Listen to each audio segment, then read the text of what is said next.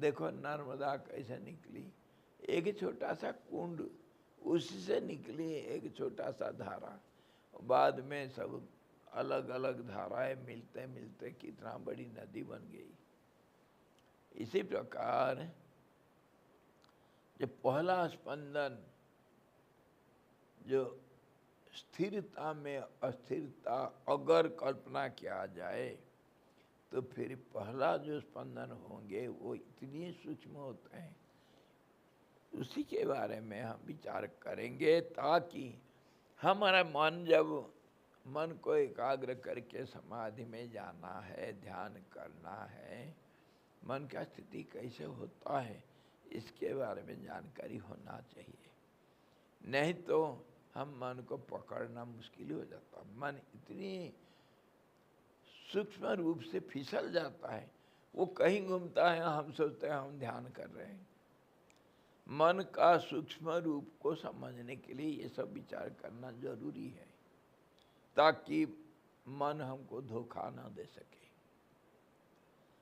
पूर्ण रूप से मन स्थिर होगा तभी तो ध्यान होगा। लेकिन लगता है मन स्थिर है, लेकिन सूक्ष्म रूप से वो क्या क्या सब करता रहता है। मन को देखना ये एक बहुत बड़ा सिद्धि, बड़ी सफलता है। ये मन को, अपना मन को देख लेना, ये बहुत बड़ा एक प्राप्ति है, एक सिद्धि है। खुद अपना मन को देखना, हम नहीं देख सकते हैं अपना मन को। मन इतने सूक्ष्म रूप से हमको ठग देता है, और हम कौन है? वही मन ही है। मैं मतलब तो ये मन है, और जो देखता हूँ, जिसके साथ नाता रखता हूँ, वो भी मन ही है।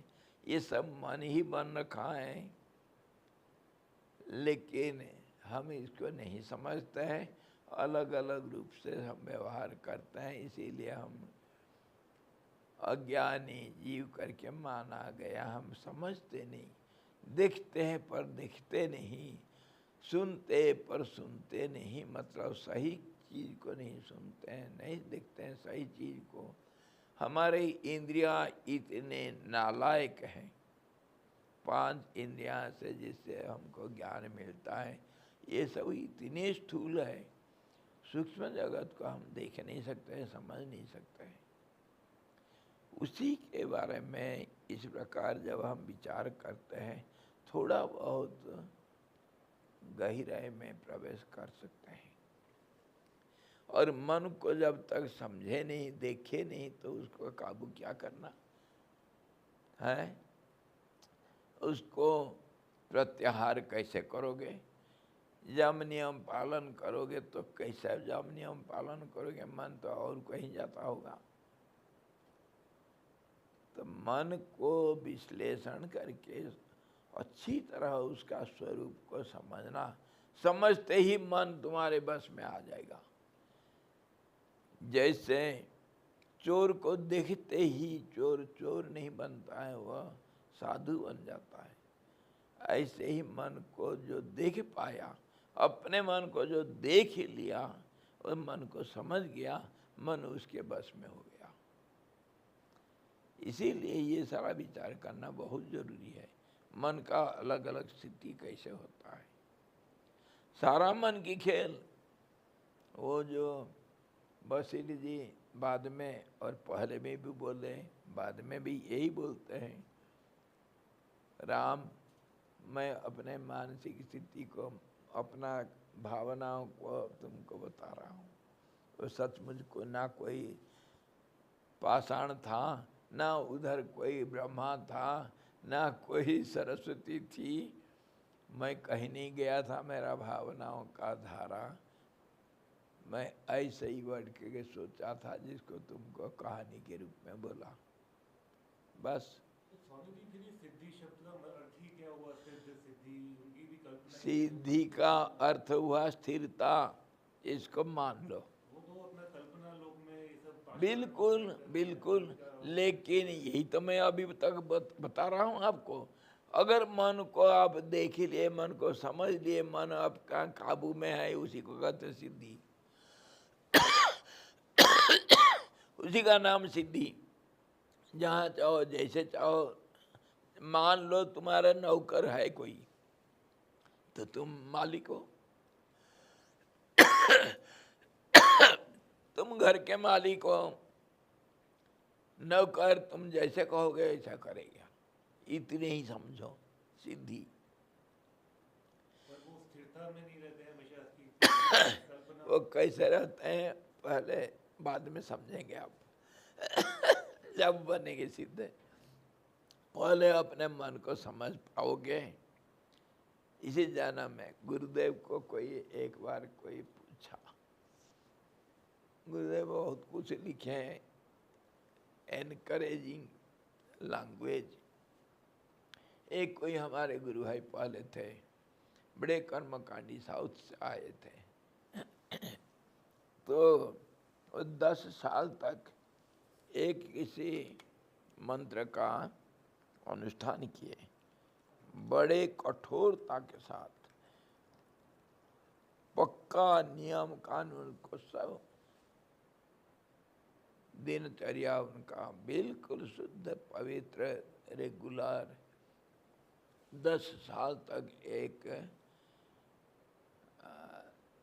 मंत्र का 2-3 पुरस्चरण किए, कुछ नहीं मिला उनको। तो गुरुदेव का लैंग्वेज ऐसा है, क्या कहाँ पहुँचा देते हैं। तो वो गुरु भाई जो थे वो आ करके गुरुदेव के साथ झगड़ा किए। गुरुदेव आप सब झूठ लिखे हैं,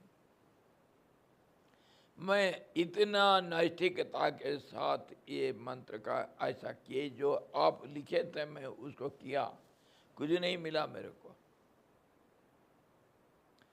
गुरुदेव हंस करके बोलते हैं, ओ जी 10 साल क्या ना, 10 जन्म में भी अगर कुछ मिल गया तो शुक्रिया मानो। अनंत कोटि जन्म में तुम जितने मन का मैला भर रखा है मन में, हाँ, उसको तुम 10 साल करके कुछ नहीं मिला करके कंप्लेन कर रहे हो। कितनी गंदगी तुम्हारे मन में भरा हुआ है, हैं? अगर इस जिंदगी में एक सद्गुण का आप मास्टरी कर लिए, सत्य बोलना अथवा दया करना अथवा दान देना, एक गुण के लिए कर्ण, दानवीर कर्ण के नाम से पहचानता जाता है। एक सारे खाली दान किया, वो भी अपना शरीर तक भी, अपना प्राण को भी दान कर दिया, इसीलिए दुनिया में मशहूर हो गया हो। तो एक ही सद्गुण को अगर तुम इसी जीवन में प्राप्त कर लिया, शुक्रिया मानो। तो मन को तो कंट्रोल करना कब होगा पता नहीं। आप कहते हो ये सब फालतू, अरे मन का एक हिस्सा भी समझ गया तुम तो मानो जीवन सार्थक हो गया। और वो सिद्धि तो बाद की बात है, पर इसका मतलब ये नहीं कि जिंदगी बेकार है कह के कुछ नहीं करना, छोड़ देना सब। नहीं, छोड़ करके भी नहीं बैठ सकता हूँ। क्यों? क्योंकि तुम नहीं बैठ सकते हो, तुम्हारा स्वभाव ऐसा ही है। जैसे कृष्ण भगवान अर्जुन का बोले, अरे तू चुप नहीं बैठ सकता यार। है इसी रास्ता में आना ही पड़ेगा तुमको, इसीलिए समझ बूझ करके क्यों नहीं आओगे, रास्ता लंबी है, चलते रहो। स्वामी जी, ये क्या सिद्ध अनुभव होना कोई नेसेसरी लैंडमार्क है कि? अरे सिद्ध मतलब क्या है, यही तो समझो। सीधी मतलब मन का स्थिरता, ये करना ही पड़ेगा। सिद्ध कोई ये नहीं है कि आकाश में उड़ गया तो बाघ बन गया तो सिद्ध बन गया। मन का स्थिरता ही सिद्धि है। और उस रास्ता में माइलस्टोन क्या होता है, तृप्ति, संतुष्टि, मन का समता, मन का स्थिरता, आशाओं का कम होना, किसी में आसक्ति नहीं होना, विरक्ति, ये सब माइलस्टोन्स हैं मन का ही। हाँ जी, और किसी का नहीं। ये तुम्हारा साधना भजना सब जो कुछ करते हो वो समझो तुम मन को काबू करने का कोशिश कर रहे हो, और मन के जैसे जैसे तुम्हारा स्थिति होता है ये सब ऐसा अनुभव होता है। इसी को कहते हैं सिद्धि। जिसके मन में कोई आशा नहीं वो परम सिद्ध है। जिसको आनंद मिलता है, दुखी कभी नहीं होता है, वो परम सिद्ध है। हाँ जी, जिसको हमेशा तृप्ति है, कुछ नहीं चाहिए मुझे, वो महासिद्ध है। यही सब माइलस्टोन्स है उस रास्ता में। लंबी रास्ता जिंदगी चलना है, चलने का सफर का नाम जिंदगी है।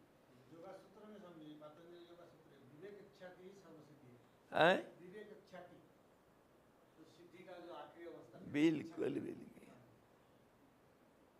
बिल्कुल। ख्याति मतलब विस्तार, और हाँ ख्याति मतलब नाम। मेरे ख्याति दुनिया में है, मतलब मुझे सब जानते हैं। विवेक का विस्तृत रूप, जहाँ गया वो विवेक वहाँ काम कर रहा है, तो फिर वो परम सिद्धि है। ये दुनिया सब नश्वर है, परमात्मा ही शाश्वत है। इतना में मन इधर उधर हो ही नहीं सकता है। ये परम सिद्धि है। यह आकाश में घूमना, ये जैसे अभी बता रहे हैं, ये सिद्धि नहीं, ये तो रोजाना का धंधा उनका। ये कोई सिद्धि थोड़ी मानते हैं ये। और ये तो समझिए अपने मन की अस्थिरता का अनुभव भी बता रहे हैं। कल्पना क्यों नहीं बताएंगे? कह रहे हैं ना मन की खेल है सारा। आप क्या बोलोगे? वो खुद बोल रहे हैं ये सब मन की खेल है। तो सिद्ध भी मन की खेल खेल रहे हैं। हाँ मनुष्य भी जी, मन की खेल परंतु वो खेलना और तुम्हारा खेलना अलग है।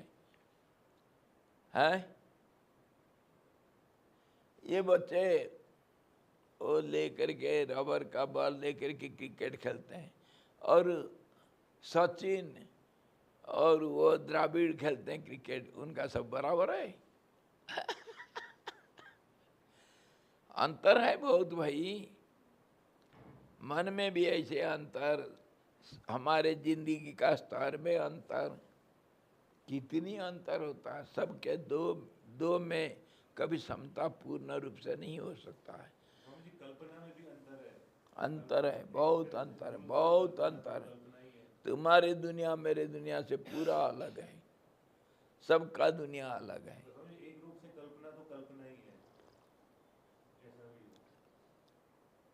तो क्या कहना है तुमको, तो बताओ। स्वामी जी, मतलब बस ये पूछने का कि तो ये समझ लो कि तुम अपने आप को एक कल्पना का एक पुतली मानो, और सारा दुनिया ऐसे ही है।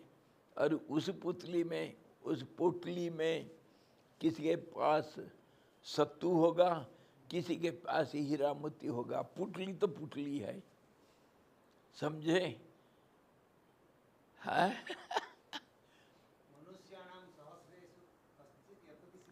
वही तो।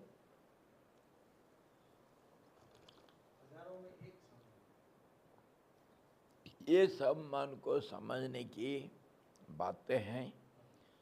सैकड़ों बार इसको विचार करोगे तब फिर थोड़ा बहुत समझ में आएगा खुद अपना मन कैसा है।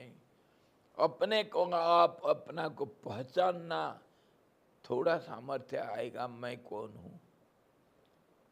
जो अपने आप को नहीं पहचाना वो दुनिया के बारे में बात करता है। इससे बढ़ के गड्ढे कौन हो सकते हैं?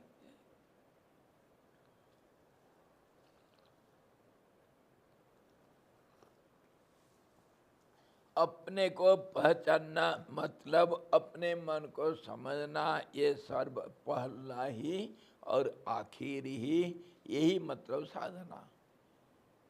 बैठ कर माला फिरा दिया तो होता, मैं बड़ा भारी साधना करता, मैं 4-4 घंटा ध्यान करता हूँ। तुम्हारे ध्यान बाद में करना, पहले मन को समझो।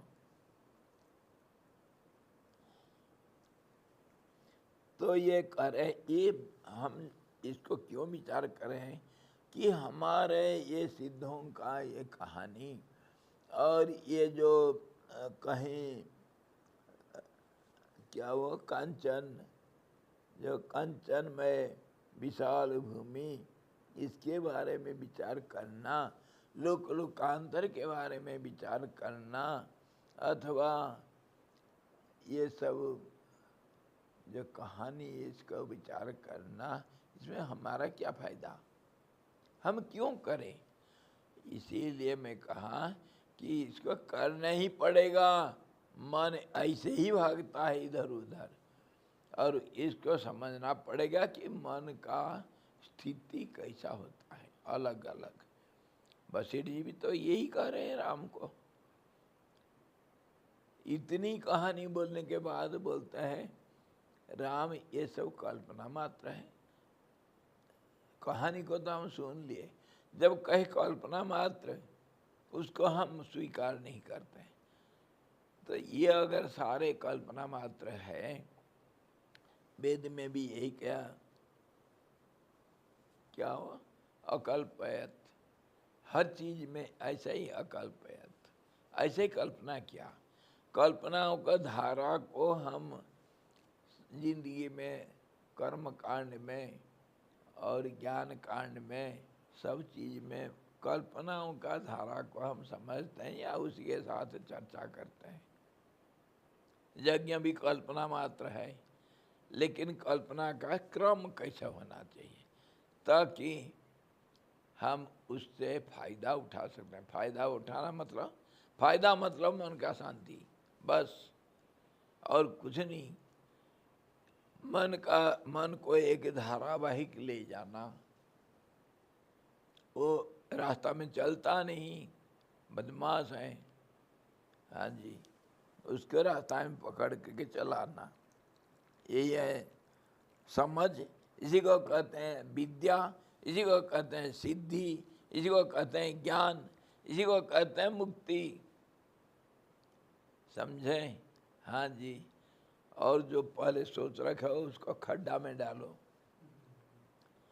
मन को समझ गया तो कर लिया काम से, महान सिद्ध है। तो अपने आप को पहचान लिया, तुमसे बढ़ के कोई सिद्ध नहीं। और मुझे मैं पहचानूंगा मतलब वही मेरा मन को मैं जानूं, मन को जानेगा। मैं भी तो मन हूँ, और मुझको जानना, मुझको जानना मतलब मन को समझना मतलब मन का स्थिरता। समझे? इसीलिए इसका विचार करना बहुत जरूरी है, मन के बारे में समझना।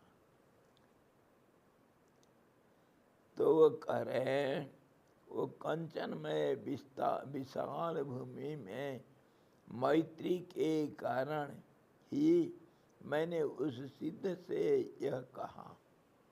दोनों दोस्त बन गए अभी, क्योंकि एक कुटिया में रहे, थोड़ा देर मैं रहा, थोड़ा देर वो रहा, और वहाँ से आ करके वो भूमि में गिरे थे जो कांचनमय भूमि था। मैंने कहा मित्र, अकेले आपने ही विचार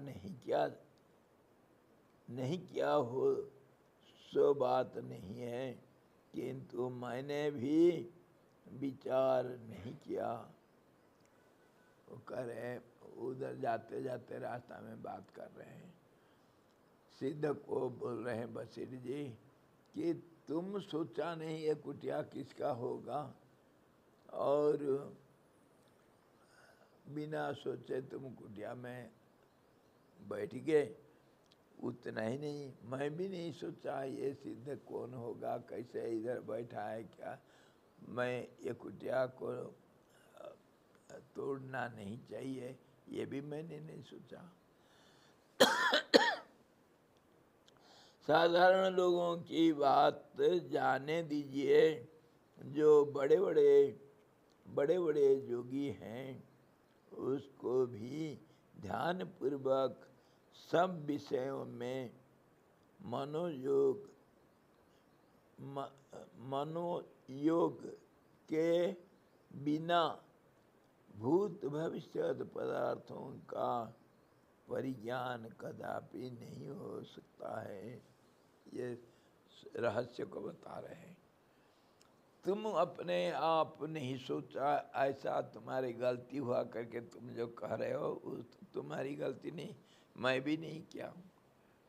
मैं अगर सोचता होता तो कुटिया को भूलता नहीं, कुटिया को याद करता तो कुटिया ज्यों का त्यों रहता। तुम गिरते नहीं, मैं भी तो गलती किया हूँ।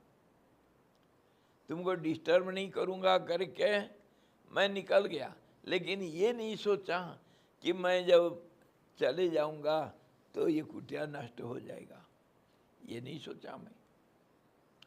दोनों की थोड़ा थोड़ा गलती है। ये गलती क्यों है उसी को विश्लेषण करके बता रहे हैं। क्योंकि जितनी बड़े सिद्ध हो चाहे कोई भी हो, जिस चीज़ के बारे में सोचने के लिए सोचेंगे उसी चीज़ के बारे में ज्ञान प्राप्त होता है, नहीं तो नहीं। सीधी मतलब ये समझना। जब जब मैं यहाँ बैठ कर के चिदानंद स्वामी जी के बारे में कुछ सोचता हूँ और कुछ बात करने के लिए फ़ोन उठाता हूँ, वहाँ से स्वामी जी फ़ोन करते हैं। अगर मैं नहीं सोचता तो स्वामी जी नहीं सोचते मेरे बारे में। मैं सोचूंगा तो वो सोच लेंगे। इसको टेलीपैथी कहते हैं। और अगर एकाग्र मन में सोचोगे तो दोनों को दोनों संबंध जुड़ जाता है। तो स्वामी जी फिर ये पर काया प्रवेश वगैरह ऐसी शब्दों सब ये मन की खेल है। तो ये तो टेलीपैथी तो फिर भी समझ में बिल्कुल। शरीर को छोड़ पर काया प्रवेश मतलब क्या होता है? सूक्ष्म रूप लेके के दूसरे के अंदर स्थूल रूप में सूक्ष्म घुस जाना। और क्या है? टेलीपैथी में तो ये सब करने की जरूरत ही नहीं, तो क्या जरूरत है? टेलीपैथी में तो ऐसे ही हो जाता है विचारों का आदान प्रदान जैसा। नहीं होता है। तुम बैठ के कुछ सोचोगे तो मैं थोड़ी सोचता, मैं सब समझ जाता हूँ क्या? कोई नहीं। जब सोचेंगे तीव्रता के साथ, तब एकाग्र मन से जब सोचेंगे तभी टेलीपैथी होता है। तो फिर भी समझो वो पर काया प्रवेश तो नहीं है। वैसे ही सब मन की खेल है। पर काया प्रवेश भी मन का ही बात है। शरीर जो तुम्हारे 3 शरीर है वो भी मन की ही बात है। सबके जड़ में मन है, वो मन का अलग अलग रूप है। समझे?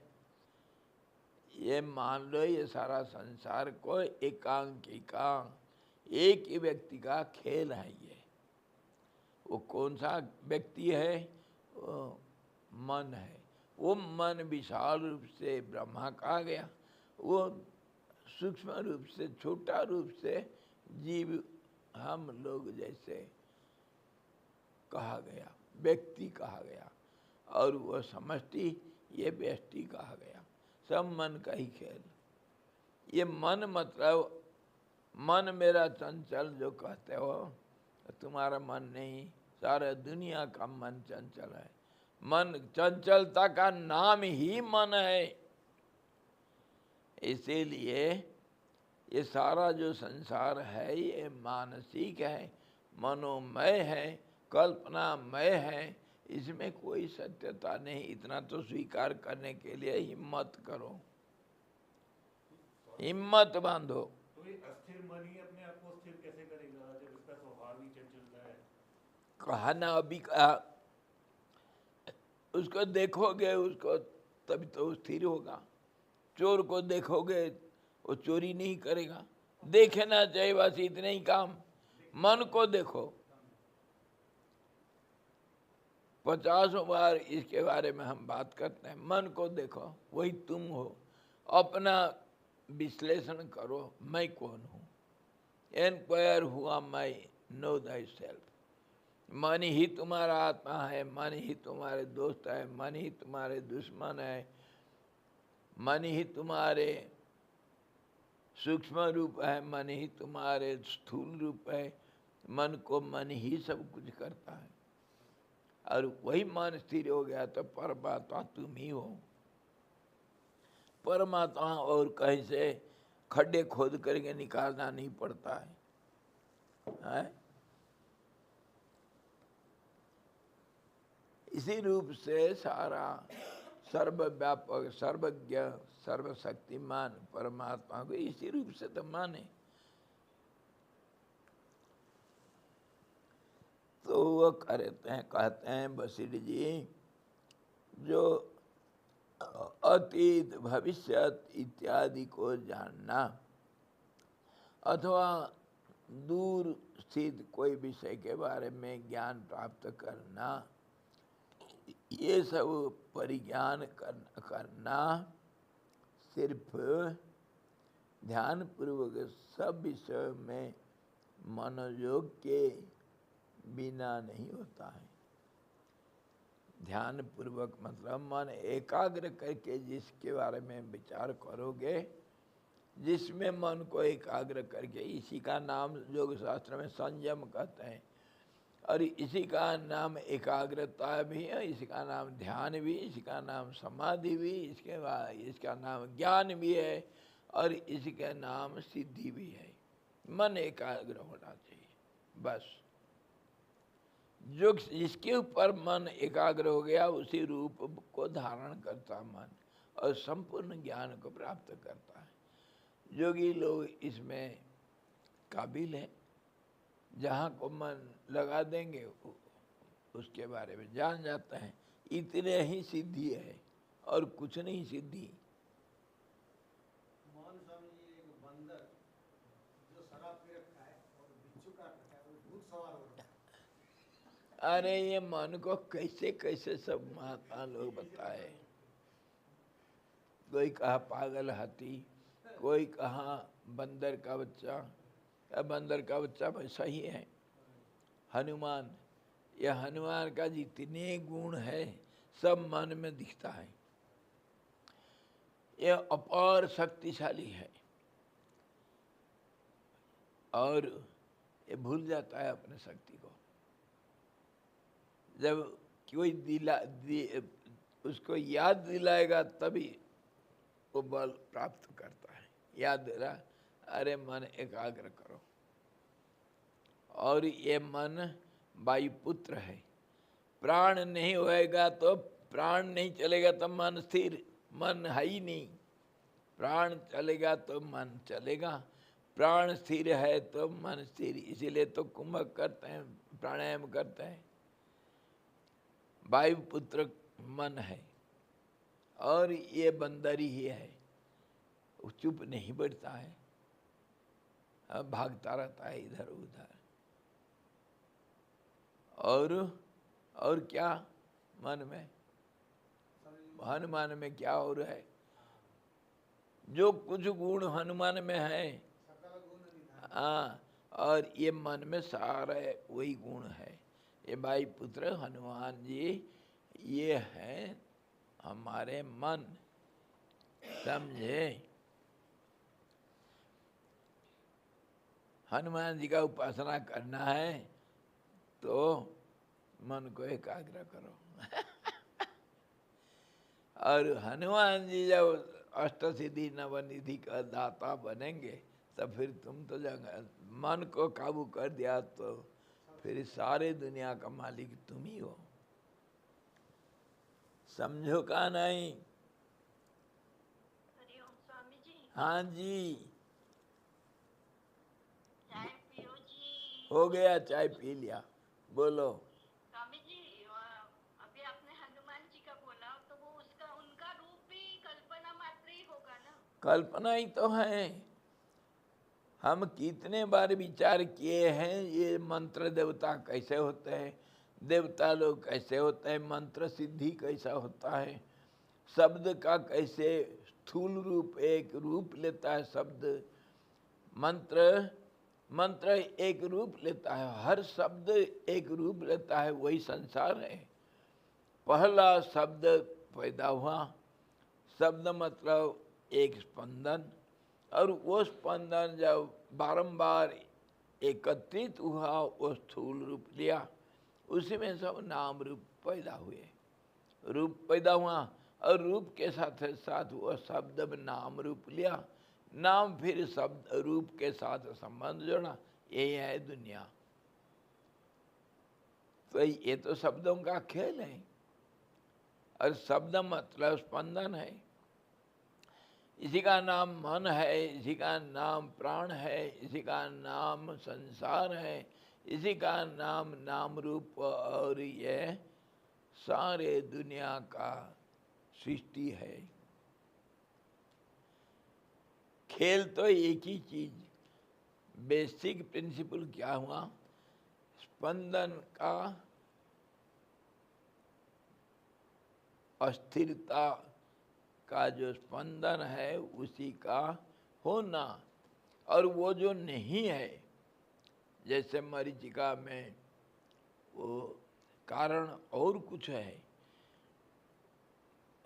भयंकर ताप के कारण वायु जब, जिसको हम नहीं देखते हैं, वायु को खाली आंख में नहीं देखा जाता है, वो गर्म हो जाने से कुछ एक मानसिक, कुछ एक कल्पना उसके ऊपर किया जाता है, जो जल के माफी दिखता है, उसी को मरीचिका कहते हैं, मन का कल्पना मात्र, और उसका कारण, भ्रम का कारण जो सत्य है उसको हम नहीं देख सकते हैं। इसीलिए जो असत्य है, जो मन कल्पित एक कुछ रूप को हम देखते हैं, तो ऐसे ही संसार है, जो सत्य छिपा हुआ है, सत्य जब स्फुरित होता है तो नाम रूप के रूप में हम देखते हैं।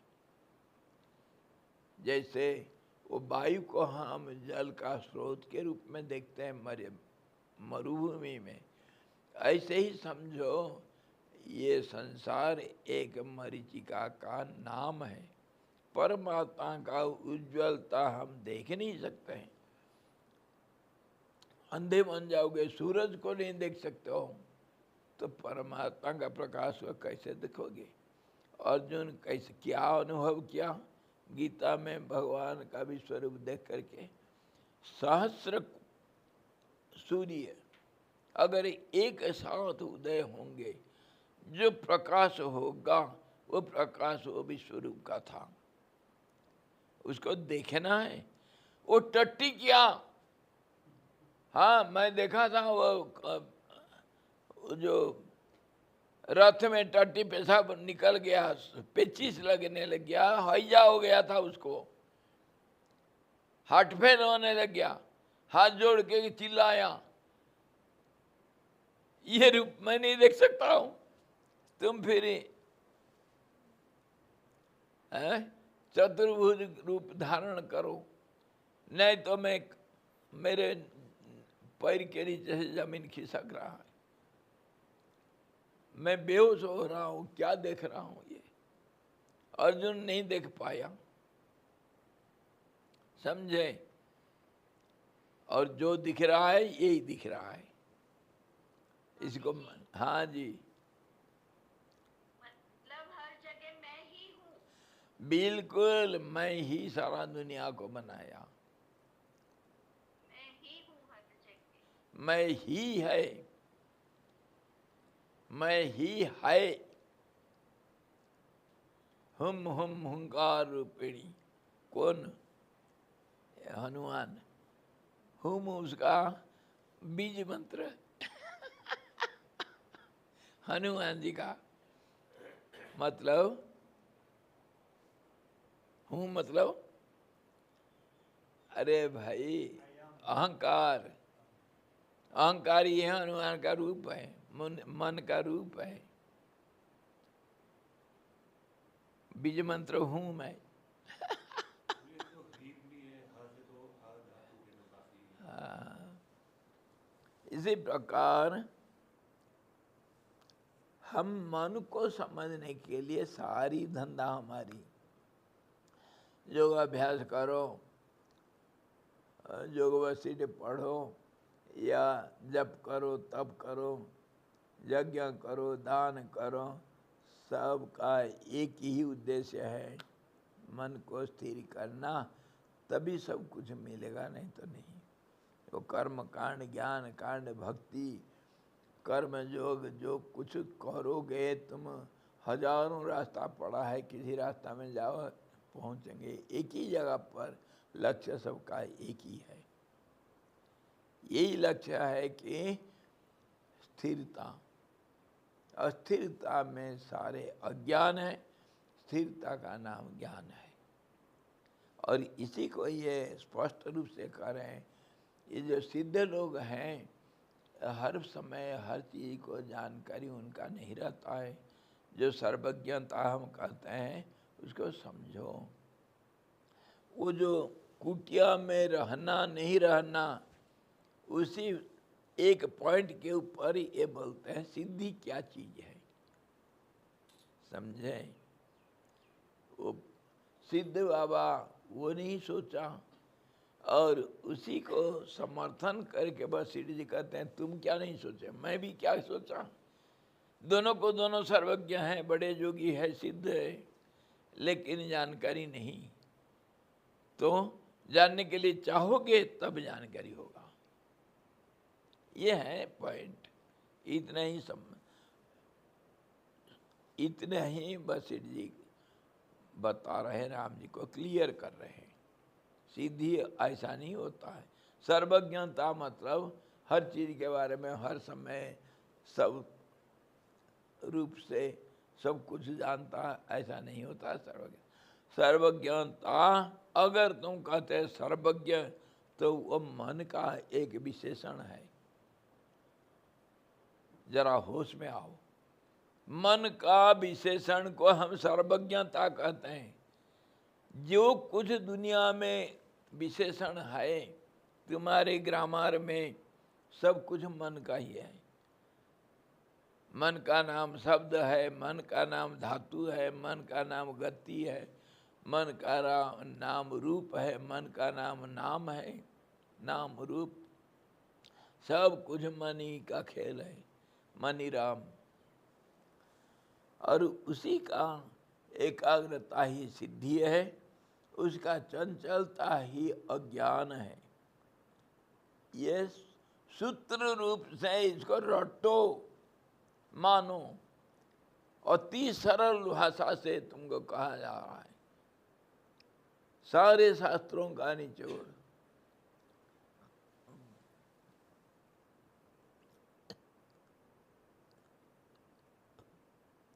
मित्र, मैंने आपका वृत्तांत विचार कर वह कुटी आकाश में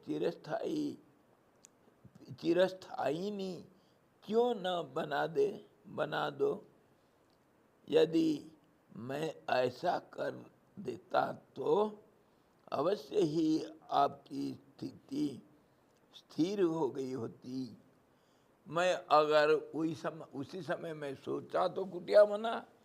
मैं अगर सोचता ये कुटिया हमेशा के लिए रहे, तब फिर हो जाता, और तुम्हारा ये अधोगति नहीं होता। तो मैं भी तो नहीं सोचा, मेरा भी ये सोचना कैसे होता है। देखो, मन काम तभी करता है। मैं यहाँ बैठ कर के जैसे सोचता हूँ, नीचे ऑफिस में बैठ कर के ऐसा नहीं सोचता हूँ। अपना बेडरूम में जाने से ऐसा सोचता नहीं, बाथरूम में जाने से और दूसरा भावना आ जाता है, बगीचा में जाओ दूसरा भावना आता है, बाजार में जाओ मन का स्थिति अलग हो जाता है। इसीलिए कहा गया सत्संग ही पहला साधना। सत के संग करने से मन उसी रूप से सोचेगा। मन को पहले रंगना है, सत्संग से रंगना है। तो ये क्यों कहा गया? इसका सूक्ष्म रहस्य ये है कि मन देश काल परिस्थिति से प्रभावित होता है। मन का नाम ही देश है, मन का नाम ही काल है, मन का नाम ही परिस्थिति है, परंतु ये अपने आप को इस रूप से अपने आप को प्रभावित करता है। देश काल परिस्थिति, मैं यहाँ पर बैठ के जो सोच रहा हूँ, तुम जो सोच रहे हो, गंगा किनारे वो भावना नहीं आएगा, मंदिर में दूसरा भावना आएगा, स्मशान घाट में दूसरा भावना आएगा। देश काल परिस्थिति का मन के ऊपर प्रभाव पड़ता है, और इसी के ऊपर तो सारे हमारे जितने विज्ञान, जितने पाठ्यक्रम, जितने हमारे एस्ट्रोलॉजी वगैरह और जितना जो कुछ है आध्यात्म शास्त्र, सब इसी के ऊपर है। मन के ऊपर सब कुछ है। वेद वेदांत, तुम्हारे पुराणों और तुम्हारे भूगोल खगोल और तुम्हारे विज्ञान, तुम्हारे जो कुछ तुम सोच सकते हो सोचो, सब मन के ऊपर है। तो मन का स्थिति कैसे होता है? देश काल परिस्थिति, भौगोलिक स्थिति, संग, इसको कहते हैं संग। किस संग में रहता है? संसर्गजा दोष गुणा भवंती, साथियों से हमारे दोष और गुणों की पैदावारी होती है। अगर तुम हर रोज आकर के वो मद्यशाला में बैठोगे, पीने वालों के साथ बैठोगे, कभी ना कभी एक दिन तुमको पीना पड़ेगा। संग का ये प्रभाव होता है। और हम जो हमारे चारों तरफ, हमारे जो समय, हमारे जो नाम रूपों का हमारे चारों तरफ जो विस्तार है, उसी के संग से ही हम इसको सच मान रखे हैं। ये संग अगर तुमको ले करके, अगर तुमको वो न्यूट्रल जोन में, स्पेस में ले करके तुमको छोड़ देंगे, धरती जहाँ से दिखता नहीं खाली आँख में, तो वहाँ तुम इसको भूल जाओगे सब। मन का ये स्थिति, तुम्हारे धरती नहीं रहेगा उधर, तुम्हारे कुछ नहीं रहेगा, तो तुम्हारे मन अपने आप शांत हो जाएगा।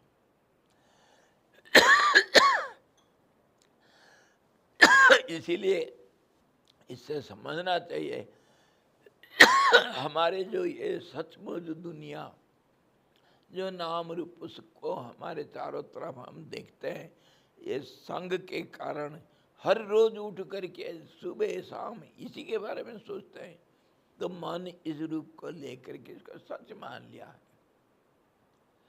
इसीलिए महात्मा लोगों को परिव्राजक जीवन जीने के लिए कहा गया। आज यहाँ एक जगह पर एक रात रुकना, और कहीं तीर्थ स्थान हो, बहुत रम्य स्थान हो, उधर 3 रात से ज़्यादा नहीं रुकना। संत सुखी विचरंत मही, दुनिया घूमते रहो तो तुम्हारे लिए दुनिया एक स्वप्न बन जाएगा। कभी घूम करके देखो। और घूमने का नियम क्या है? नियम तुम अपने आप बनाओ। कम से कम 1 साल तो घूम करके देखो क्या होता है मन का स्थिति। दुनिया सब स्वप्न बन जाएगा, कोई अपना नहीं, और परमात्मा अकेले सहारा बन जाएंगे। भगवत समर्पण बुद्धि कैसे आती तब पता चलता है। हर पल में भगवान है, मेरा कोई नहीं दुनिया में। और ये जो कल देखा था वो गया, आज नहीं है वो। तो दुनिया कैसे परिवर्तनशील, दुनिया कैसे क्षणस्थायी, इसका कैसे कीमत कुछ नहीं है, ये तभी अनुभव होगा। इसीलिए परिव्राजकाचार्य बनना चाहिए, परिव्राजक बनना चाहिए, एक स्थान में नहीं रहना चाहिए। कहते हैं ऐसा घूमने के लिए हिम्मत होना चाहिए, हिम्मत होना चाहिए। घूमे सो सूरा, बैठे सो पूरा। जो बैठ गया, पूर्ण रूप से इस दुनिया को समझ गया, बैठो कोई बात नहीं। तब तक तुम घूमना चाहिए, घूम करके दुनिया का रूप को देखना चाहिए और विभिन्न परिस्थितियों का सामना करने के लिए वो हिम्मत होना चाहिए। कोई शूरवीर ही परिव्राजक बनता है, जिसका दुनिया में कुछ नहीं। महाराज मैं आपसे बोल रहे थे क्योंकि मैंने किया हूँ 1 साल परिव्राजक का जीवन जिया। अच्छा जी, लेकिन संसार तो है अभी तक। उस समय क्या था बताओ ना, उसको 1 साल के लिए थोड़ी कहा, जिंदगी सारा। परिव्राजक होना मतलब कहा ना, जो शूरवीर ही जिंदगी भर घूम सकता है। बैठे क्यों, कौन कहा बैठने के लिए?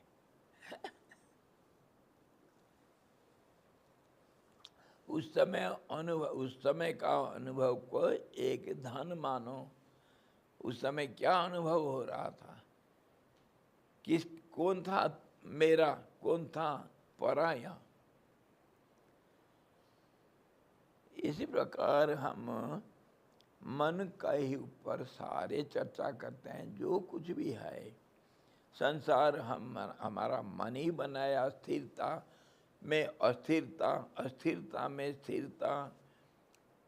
जो अस्थिर ये दुनिया है उसको हम स्थिर रूप से देख रहे हैं, कह रहे हैं। और योगियों का कैसे दृष्टिकोण होता है वो समझाए, और उनका सर्वज्ञता का मापदंड बताए, कैसे सर्वज्ञता होता है। और फिर ये मन कैसे जिसके ऊपर एकाग्र होता है उसी के बारे में ज्ञान प्राप्त करता है। तो इसको दूसरे भाषा में, दूसरे रूप से, विश्लेषणात्मक रूप से देखें तो मन जिसके संग करता है उस रूप बन जाता है। बस इतने ही सार है। तो मन को सत्संग हमेशा देना चाहिए, और सत्संग ही जीवन का आधार है। तब फिर सत्य में मन स्थिर हो जाएगा। इतने ही समझना है, और बाकी सब बेकार। फिर कल आगे देखेंगे।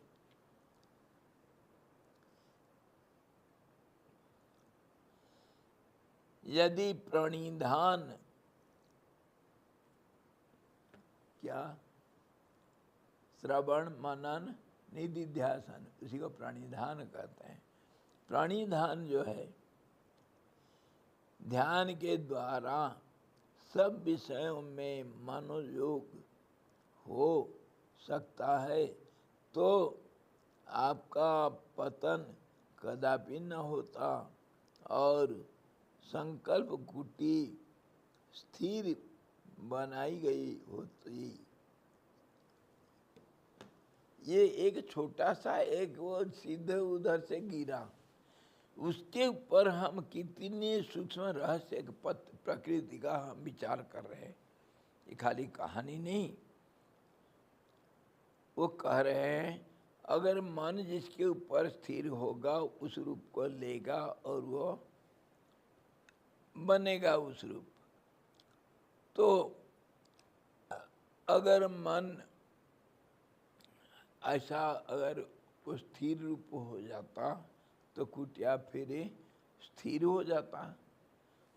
तो कहने का मतलब ये है जिसके द्वारा सब विषय में मनोयोग ही होता है और आपका पतन कदापि नहीं होता।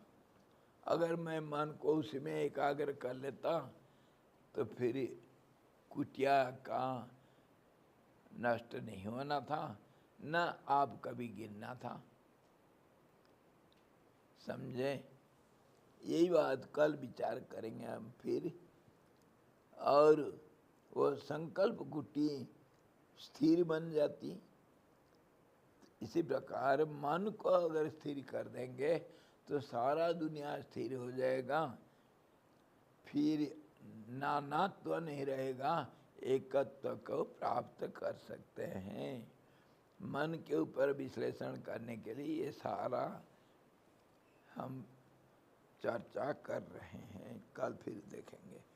हरि ओम। पूर्णमदः पूर्णमिदं पूर्णात् पूर्णमुदच्यते पूर्णस्य पूर्णमादाय पूर्णमेवावशिष्यते।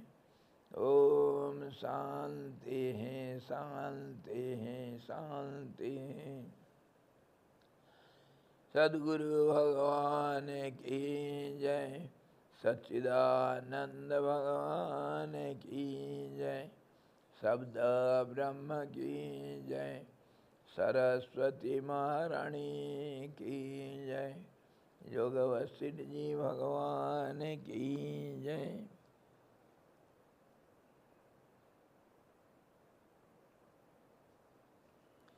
हरि